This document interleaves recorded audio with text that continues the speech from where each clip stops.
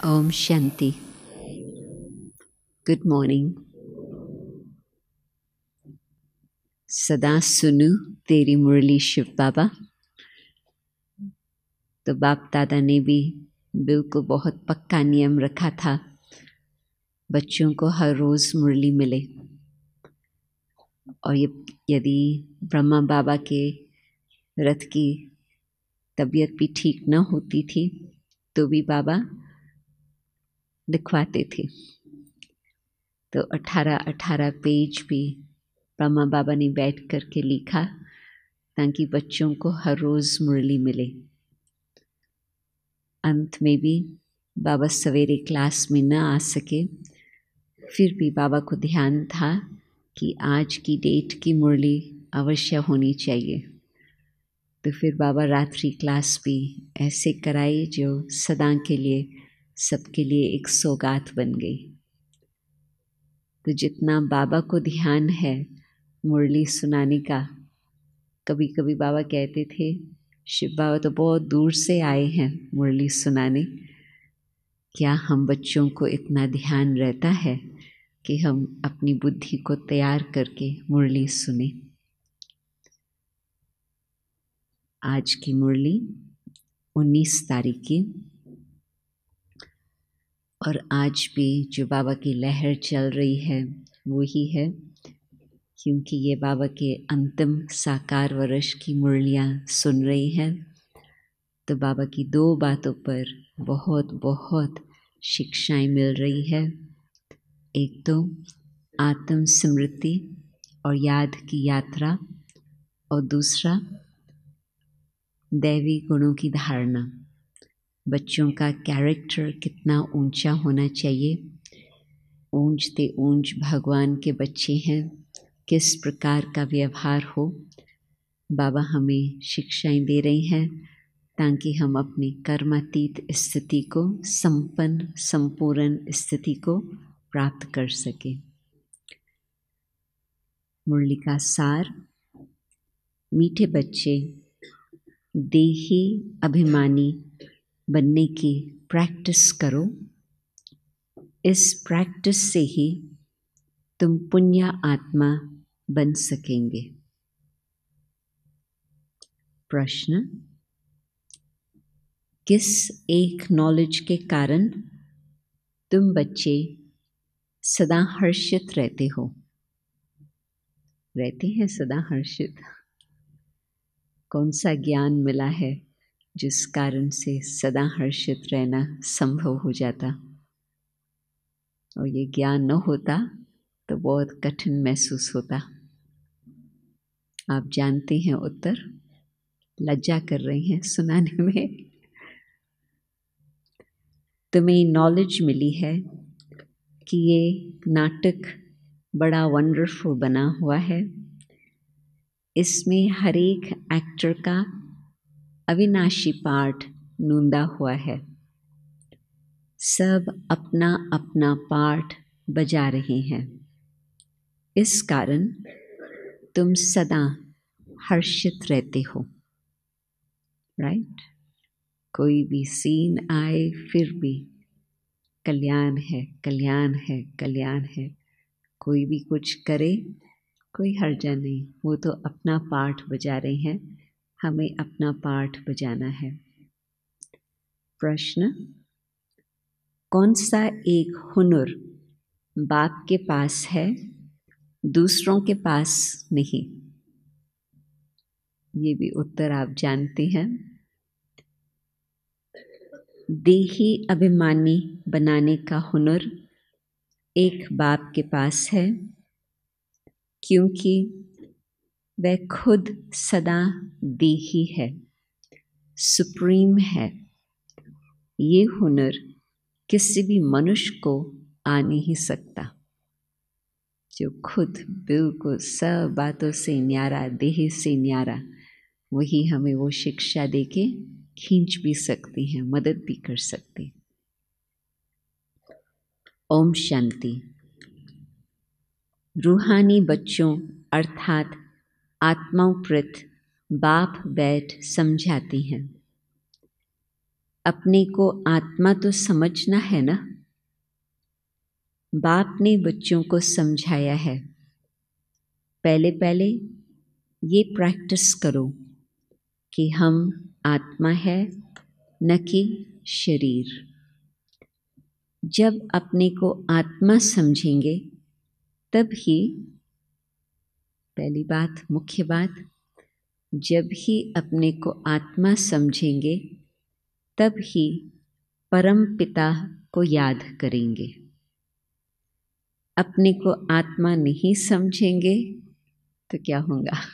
हर एक को ये भी अनुभव है। तो ज़रूर लौकिक संबंधी धंधा आदि ही याद आता रहेगा। इसीलिए पहले पहले तो ये प्रैक्टिस होनी चाहिए कि मैं आत्मा हूँ, तो फिर रूहानी बाप की याद ठहरेंगी। बाप ये शिक्षा देते हैं कि अपने को देह नहीं समझो। ये ज्ञान बाप एक ही बार सारे कल्प में देती हैं, फिर 5000 वर्ष बाद ये समझानी मिलेंगी। अपने को आत्मा समझेंगे तो बाप भी याद आएगा। आधा कल्प तुमने अपने को देह समझा है, अब अपने को आत्मा समझना है। जैसे तुम आत्मा हो, मैं भी आत्मा ही हूँ, परंतु शिव बाबा बोल रहे हैं, अपना परिचय दे रहे हैं, मैं भी आत्मा हूँ परंतु सुप्रीम हूँ। मैं हूँ ही आत्मा, तो मेरे को कोई देह याद पड़ती ही नहीं। ये दादा तो शरीरधारी है ना, वह बाप है निराकार। ये प्रजापिता ब्रह्मा तो साकारी हो गया ना। शिव बाबा का असली नाम है ही शिव, वो है ही आत्मा। सिर्फ वो ऊंचे ते ऊंच अर्थात सुप्रीम आत्मा है।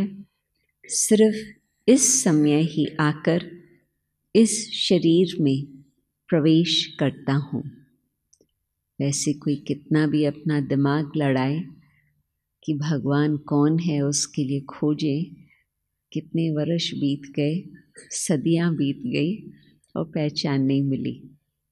अपने ही मन से कुछ न कुछ इमेजिनेशन से बातें करते रहे, और अब भगवान अपना बहुत बहुत क्लियर सिंपल तरीके से संदेश दे रहे हैं कि मैं कौन हूँ। आप सोचो, नहीं तो विद्वान पंडित भी नहीं समझ पाते, और अभी बाबा के भोले भाले बच्चे कहेंगे हाँ हम तो बाप को जानते हैं, अच्छी तरह से जानते हैं।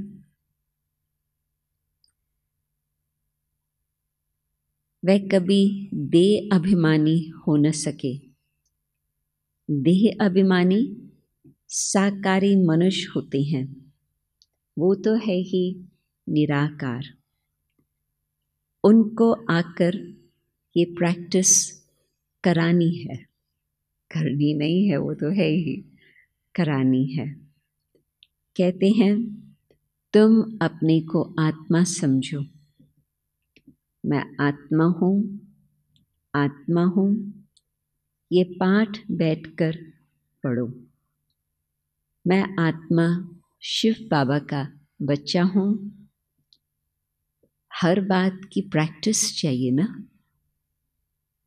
कोई भी बात, मैं सोच रही थी खाना पकाने के लिए भी प्रैक्टिस चाहिए, परंतु खाना खाने के लिए भी प्रैक्टिस चाहिए।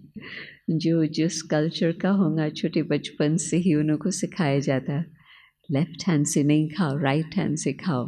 राइट हैंड से खाओ तो भी कैसे, अपने हाथ को रखो, उंगलियों को रखो, और विदेश में कांटा चम्मच कैसे यूज़ करो, तो वो भी सीखना होता है, प्रैक्टिस करनी होती। सिंपल बात है, खाना खाना है, परंतु ठीक ढंग से खाना, उसके लिए भी प्रैक्टिस।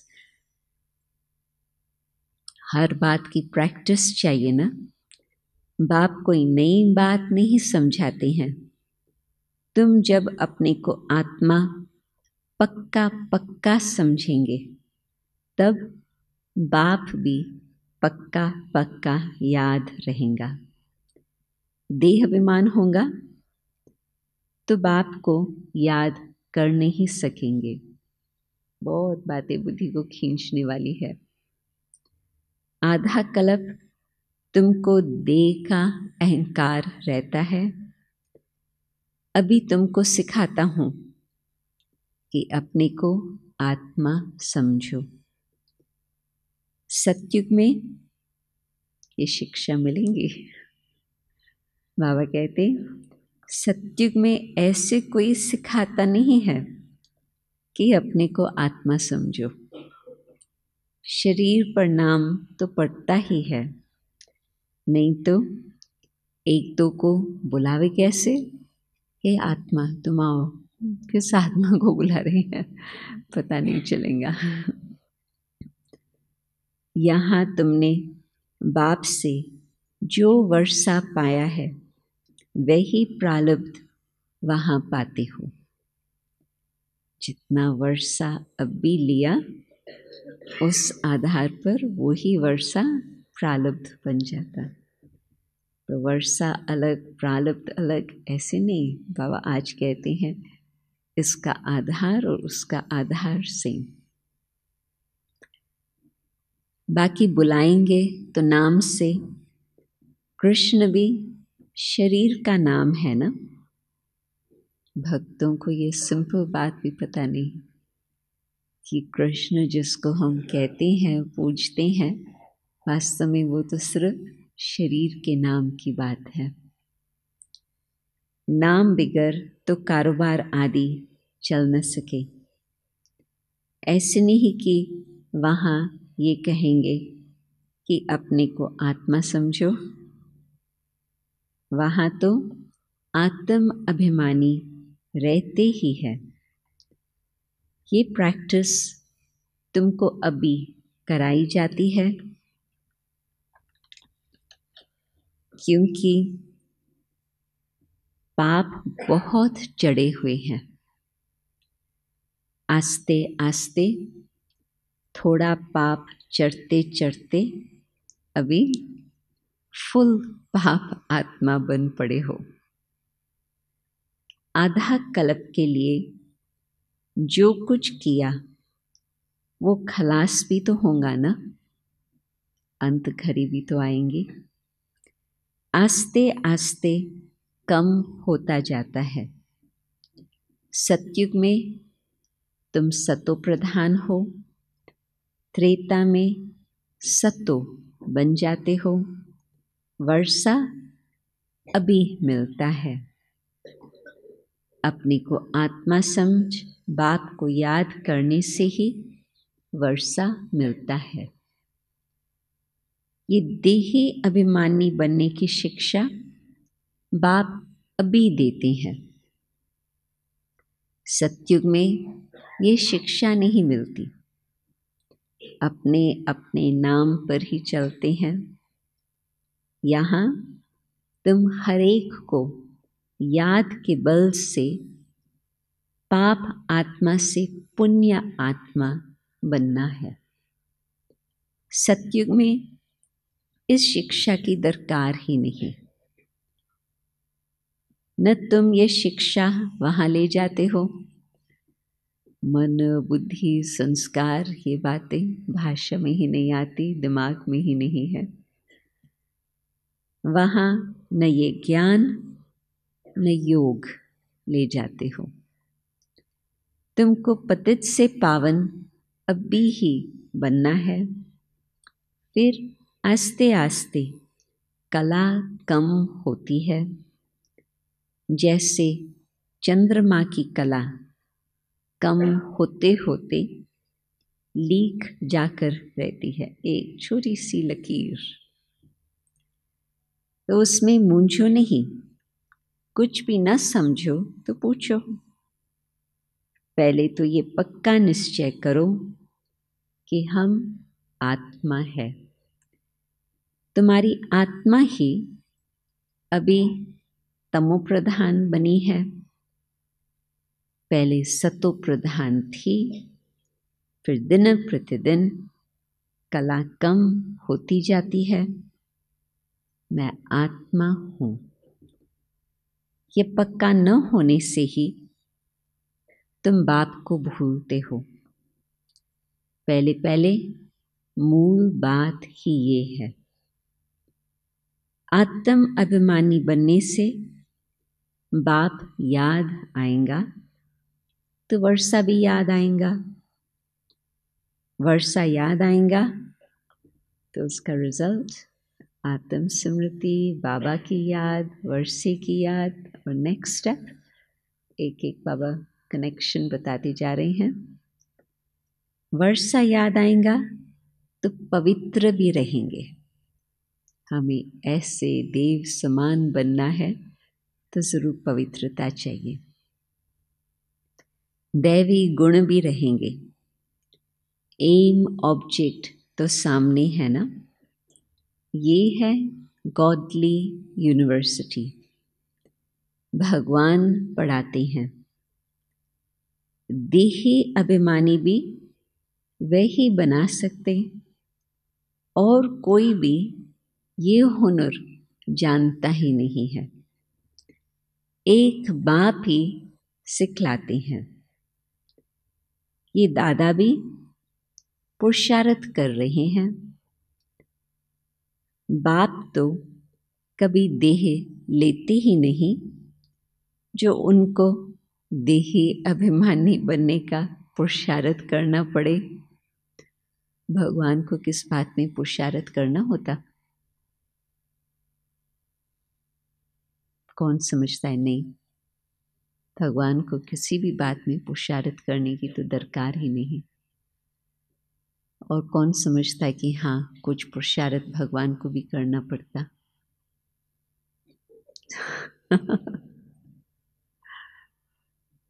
साकार मुरली और अव्यक्त मुरलियों में कई बार बाबा कहते हैं कि बाबा को कितनी मेहनत करनी पड़ती है बच्चों को पावन बनाने में। कई एग्जाम्पल्स बाबा देव बताते हैं, तो मैं वो एग्जाम्पल्स रिपीट नहीं करती हूँ अभी। परंतु आप सोचो, भगवान ने इतने वर्षों से कितनी मेहनत करके हमें पावन बनाने की शिक्षाएं हर रोज़ दी है। कितना भगवान ने बड़ी दिल रख करके जो कुछ भी हिसाब किताब था, बाबा कहते कोई बात नहीं, सच्चाई से आप पुरुषार्थ कर रहे हो तो माफ़ माफ़ माफ़। तो बाबा को भी मेहनत करनी पड़ती है बच्चों के लिए, खुद के लिए नहीं। हम मेहनत करते हैं अपने लिए, भगवान अपने लिए कुछ नहीं करता, ज़रूरत ही नहीं। परंतु बच्चों के लिए बहुत प्यार से भगवान ने संगम युग में अच्छी रीति मेहनत की है। तो बाबा कहते उसको तो देही अभिमानी बनने की पुरुषार्थ की तो ज़रूरत ही नहीं है। बाप तो कभी देह लेते ही नहीं, जो उनको देही अभिमानी बनने का पुरुषार्थ करना पड़े। वह सिर्फ इसी समय आते हैं तुमको देही अभिमानी बनाने। ये कहावत है ना, ब्रह्मा बाबा अपना अनुभव बता रहे हैं। जिनके माथे मामला वो कैसे नींद करे। तो बाबा की नींद तो बहुत ही कम थी। जैसे भोजन बहुत कम था, वैसे नींद भी बहुत कम थी। बहुत धंधा आदि टू मच होता है तो फुर्सत नहीं मिलती, और जिनको फुर्सत है वो आते हैं बाबा के सामने पुरुषार्थ करने। सब बच्चे, जितना बाप के ऊपर सिर पर माथे पर मामला है, किसी के ऊपर ऐसे तो है ही नहीं। कोई नए भी आते हैं, समझते हैं, नॉलेज तो बड़ी अच्छी है। गीता में भी ये अक्षर है, मुझ बाप को याद करो तो तुम्हारे विक्रम विनाश होंगे।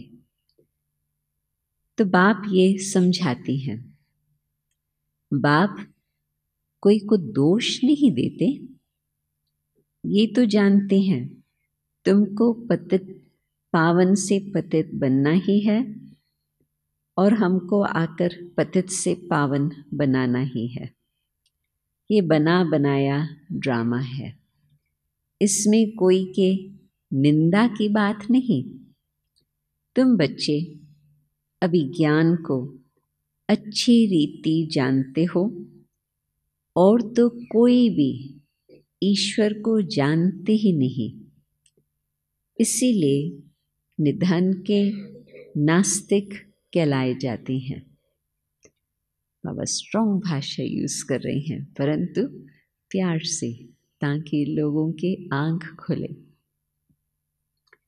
अभी बाप तुम बच्चों को कितना समझदार बनाते हैं, टीचर रूप में शिक्षा देते हैं, कैसे ये सृष्टि का चक्कर चलता है।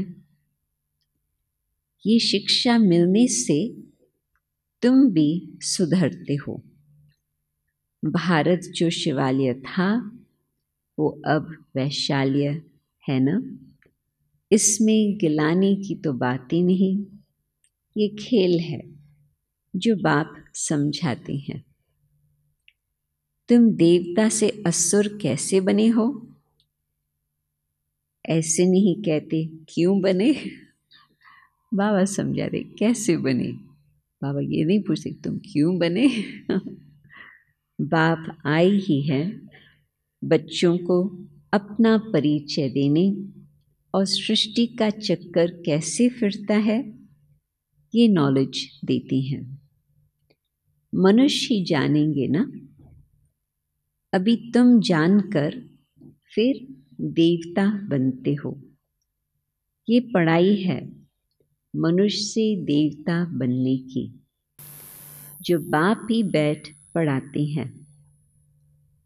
यहाँ तो सब मनुष्य ही मनुष्य है, देवता तो इस सृष्टि पर आ नहीं सकते जो टीचर बनकर पढ़ाए।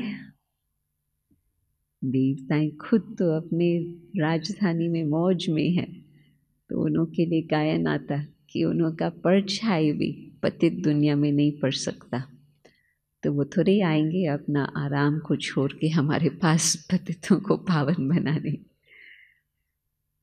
पढ़ाने वाला बाप देखो कैसे पढ़ाने आते हैं। गायन भी है, परम पिता परमात्मा कोई रथ लेते हैं। ये पूरा नहीं लिखते कि कौन सा रथ लेते हैं।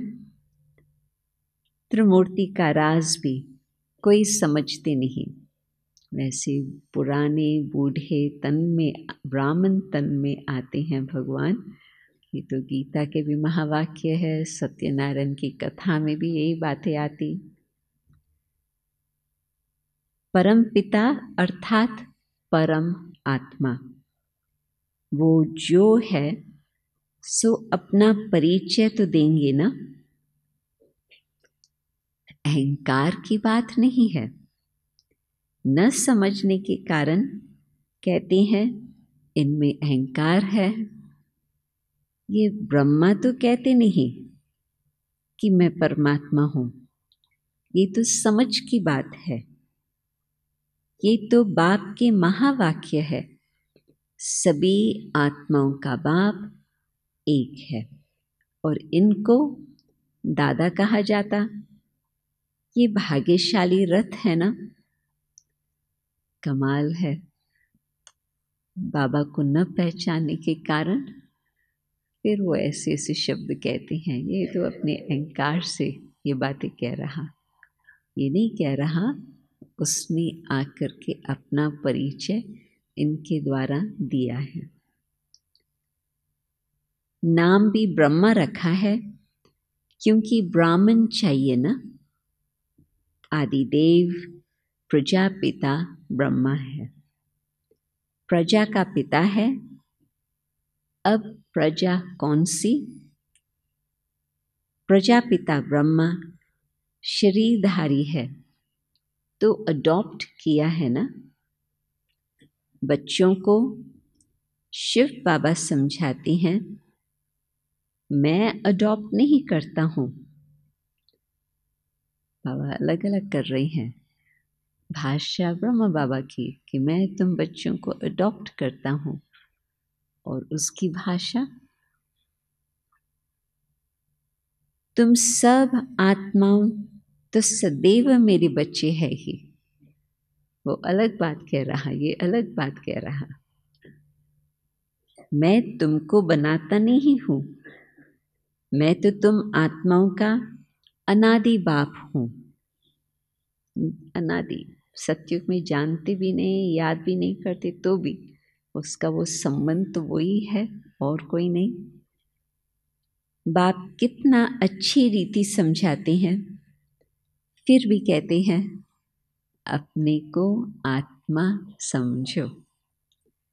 तुम सारी पुरानी दुनिया का संन्यास करते हो, बुद्धि से जानते हैं सब वापस जाएंगे इस दुनिया से।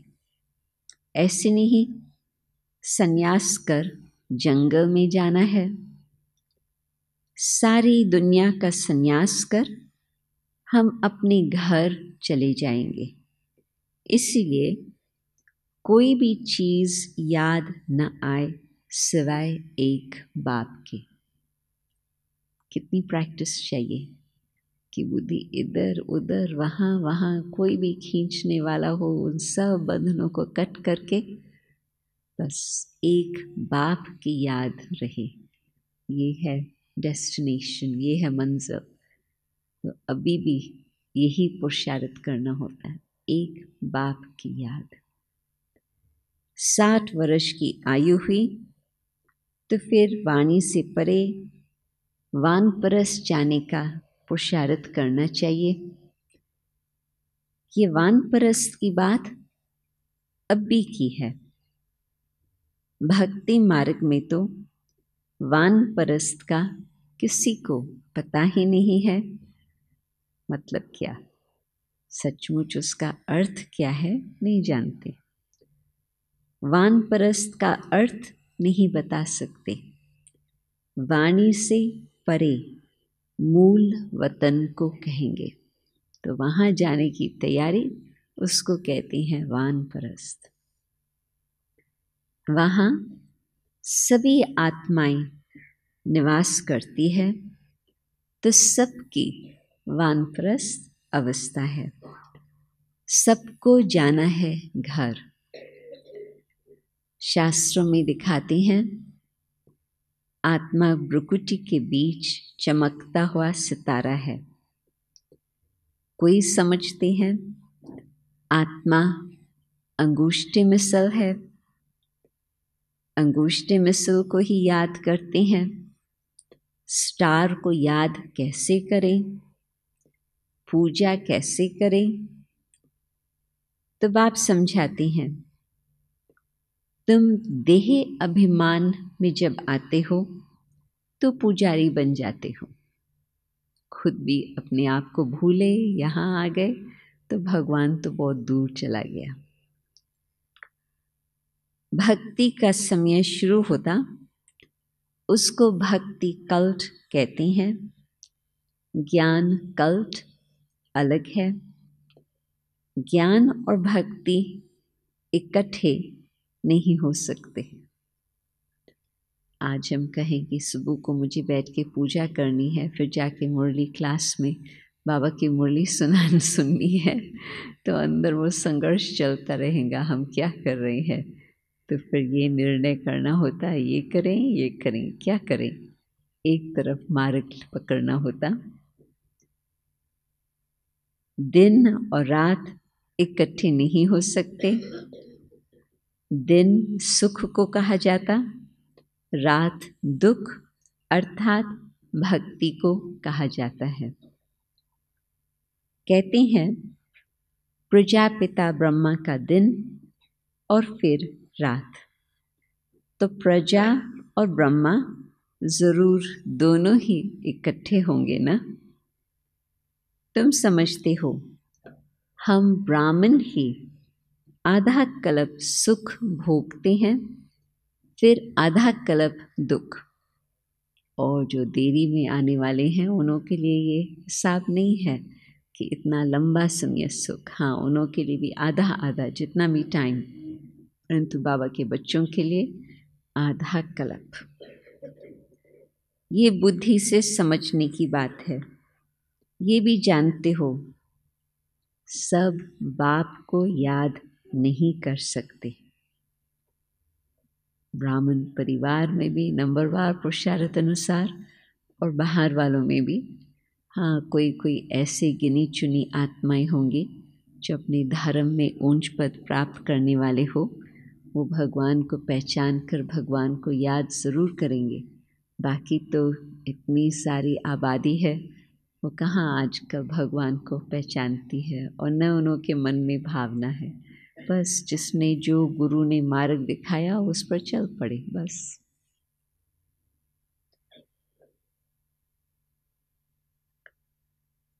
सब बाप को याद नहीं कर सकते, फिर भी बाप खुद समझाते रहते, अपने को आत्मा समझो और मुझे याद करो तो तुम पावन बन जाएंगे। ये पैगाम सबको पहुंचाना है, सर्विस करनी है। जो सर्विस ही नहीं करते तो वह फूल नहीं ठहरे। बागवान बगीचे में आएंगे तो उनको फूल ही सामने चाहिए। जो सर्विसेबल हैं बहुतों का कल्याण करते हैं। जिनको दे अभिमान है वो खुद भी समझेंगे हम फूल तो है नहीं। बाबा के सामने तो अच्छे अच्छे फूल बैठे हैं, तो बाप की उन पर नज़र जाएंगी। डांस भी अच्छा चलेगा। बाबा एग्जाम्पल देते हैं ना कि डांसिंग गर्ल को लगता है कि सब बहुत खुश हो रहे हैं, उनके चेहरे से, उनके रौनक से लगता है कि वो एंजॉय कर रहे हैं, तो और ही डांसिंग गर्ल अच्छी तरह से वो अपना डांस करेंगी। तो बाबा भी जब देखते हैं सबके चेहरे हर्षित फूल समान है, बहुत बाबा से प्राप्ति हो रही है, तो बाबा भी और मज़े से बहुत अच्छी अच्छी बातें सुनाते रहते हैं। और यदि देखता है कि बच्चों का दिमाग तो यहाँ वहाँ घूम रहा है, तो बाबा क्या कहेंगे, अच्छा ठीक है, बहुत कुछ सुनाया, ओम शांति।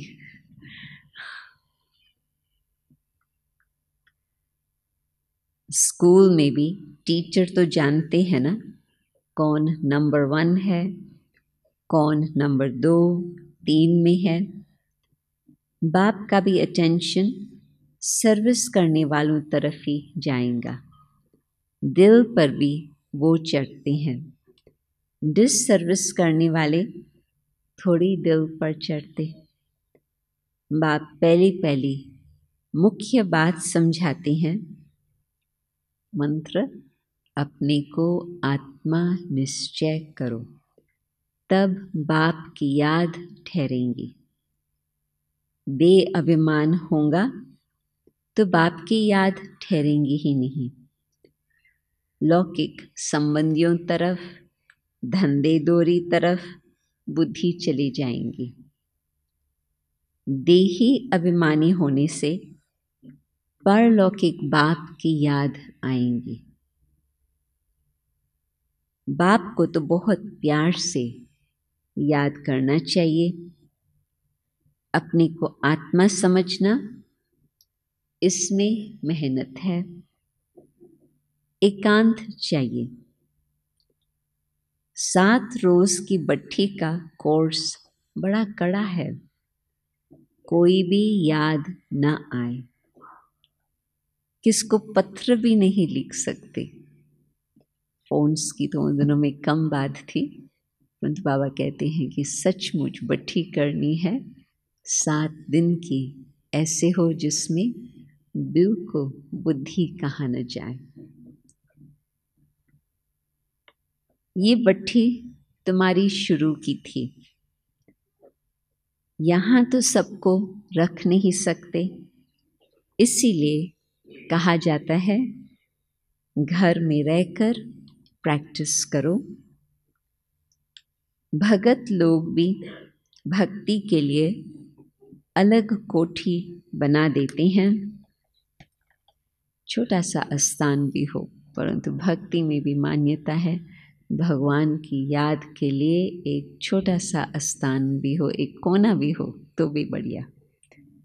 कोठरी में बैठ माला सिमरते हैं, तो इस याद की यात्रा में भी एकांत चाहिए। एक बाप को ही याद करना है। इसमें कुछ ज़बान चलाने की बात नहीं है। इस याद के अभ्यास में फुर्सत चाहिए। किसको फुर्सत होगी? है किसको फुर्सत? आज छोटे बच्चे भी कहते हैं हम बिजी बिजी बिजी। जहाँ लगन है वहाँ फुर्सत निकल आती। कोई बड़ा व्यापारी है, कहेंगे फुर्सत नहीं फुर्सत नहीं, और क्रिकेट मैच देखने के लिए कहाँ से फुर्सत आ जाती। बहनों को कोई टेलीविज़न का प्रोग्राम पसंद आता तो 1 घंटा 2 घंटा 3 घंटा भी बीत जाए, फुर्सत निकल आती। तो जहाँ लगन है वहाँ फुर्सत अवश्य ही है। तुम जानते हो लौकिक बाप है हद का क्रिएटर, और ये है बेहद का।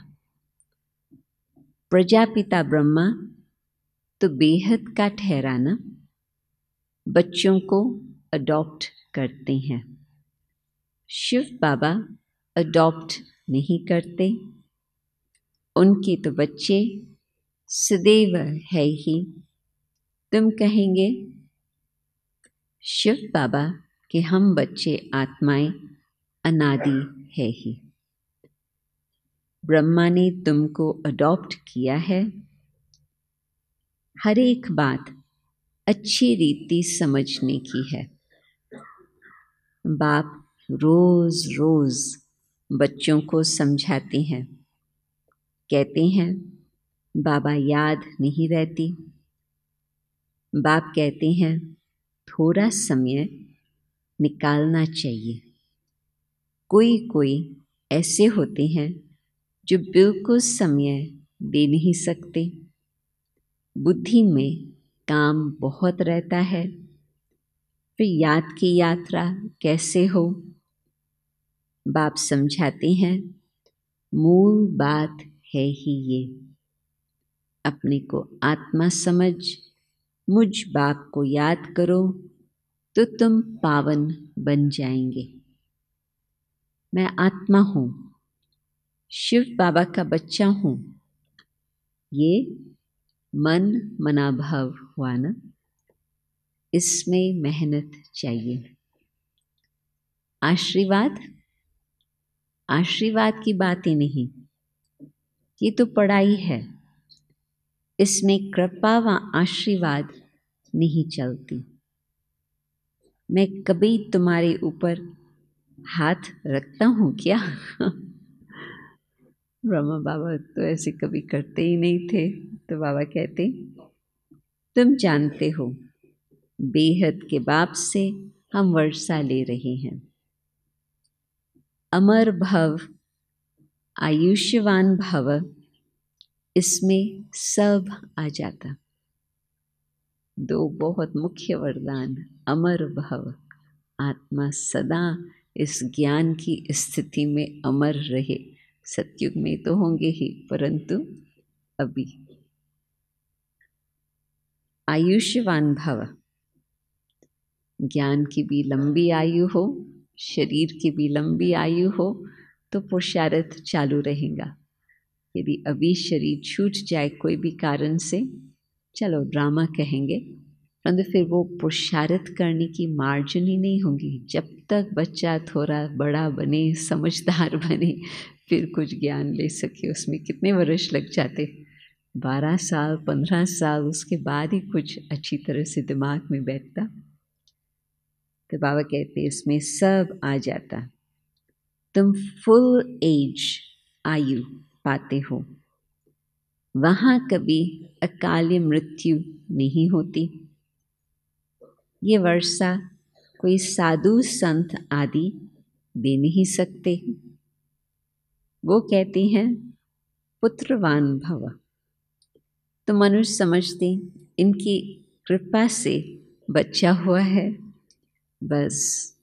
तो जिनको बच्चा नहीं होगा वो जाकर उनका शिष्य बनेगा, वो पॉपुलैरिटी बन जाती।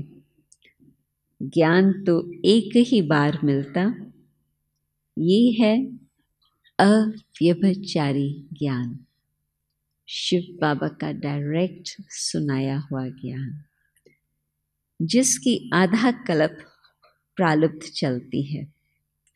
फिर है अज्ञान।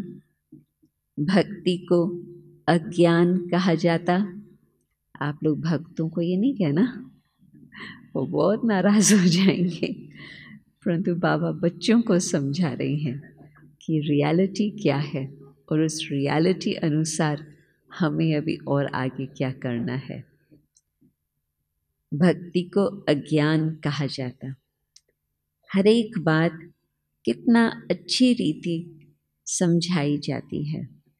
अच्छा, मीठे मीठे सिखिलते बच्चों प्रति माता पिता बाप दादा का याद प्यार और गुड मॉर्निंग। रूहानी बाप की रूहानी बच्चों को नमस्ते।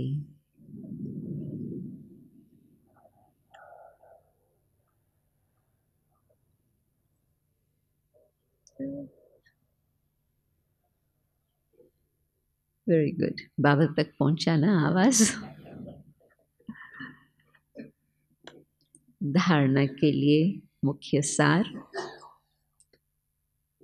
अभी वानप्रस्थ अवस्था है, इसीलिए बुद्धि से सब कुछ संन्यास कर एक बाप की याद में रहना है। एकांत में बैठ अभ्यास करना है, हम आत्मा है, आत्मा है। दूसरा, सर्वसेव फूल बनना है। दे अभिमानवश ऐसा कोई कर्म नहीं करना है जो डिससर्विस हो जाए। बहुतों के कल्याण के निमित्त बनना है। थोड़ा समय याद के लिए अवश्य निकालना है। वरदान। पवित्रता के वरदान को निजी संस्कार बनाकर पवित्र जीवन बनाने वाले मेहनत मुक्त भव। निजी संस्कार पवित्रता। कई बच्चों को पवित्रता में मेहनत लगती है। इससे सिद्ध है वरदाता बाप से जन्म का वरदान नहीं लिया है। वरदान में मेहनत नहीं होती। हर ब्राह्मण आत्मा को जन्म का पहला वरदान है पवित्र भव योगी भव। जैसे जन्म के संस्कार बहुत पक्के होते हैं, कहेंगे ना ये तो जन्म से ही मेरा ऐसे चला है, तो पवित्रता ब्राह्मण जन्म का आदि संस्कार है, निजी संस्कार है। इसी स्मृति से पवित्र जीवन बनाओ, मेहनत से मुक्त बनो। बाबा मुरली भी चलाते, फिर लास्ट में वरदान भी देते। तो ये भी बाबा की एक्स्ट्रा लगन की बात कि बाबा न सिर्फ बता करके छोड़ देते, परंतु फिर प्यार से वरदान के रूप में भी बताते। स्लोगन। ट्रस्टी वो है जिसमें सेवा की शुद्ध भावना है। ट्रस्टी शब्द बाबा कहते, उसका मतलब क्या, जीवन के साथ उसका क्या कनेक्शन है। बहुत अच्छी बात बाबा बताते, जहाँ सेवा की शुद्ध भावना है उसको कहेंगे ट्रस्टी। और कोई बातें याद न रहे, परंतु जो कुछ बाबा ने मुझे दिया हुआ है, लौकिक अलौकिक सबका ट्रस्टी बन करके उसको सेवा में लगाते जाए। बाबा की मुरली से कितनी पॉइंट्स ली, 1 2 3, कितनी ली, 4। ओके, किसने 2 पॉइंट्स ली वो हाथ खड़ा करे। 2 पॉइंट्स नहीं ली, 3 पॉइंट, 4 पॉइंट्स ली, गुड। 5 point, 1 point, 1 point. चलो 1 पॉइंट ही सही। जो आत्मा निश्चय की बात है वो पॉइंट आप ले लो और आज सच्ची दिल से उस पर अभ्यास करो। अभी यहाँ बैठे बैठे ही, ऐसे नहीं कि यहाँ से बाहर जाएंगे फिर अभ्यास शुरू होगा, नहीं, यहाँ अब भी बैठे अपने संकल्पों की रफ्तार को बिल्कुल आत्म स्मृति मिला करके तो बाबा की याद में बैठते हैं। फिर और आगे के डायरेक्शंस बहनें आपको बताएंगे, परंतु अभी पहले बाबा की याद में। तो आप बुद्धि में वो सिमरन करो, बाबा ने क्या क्या बातें बताई है, तो फिर शांति से बाबा से योग बहुत अच्छा लगेगा।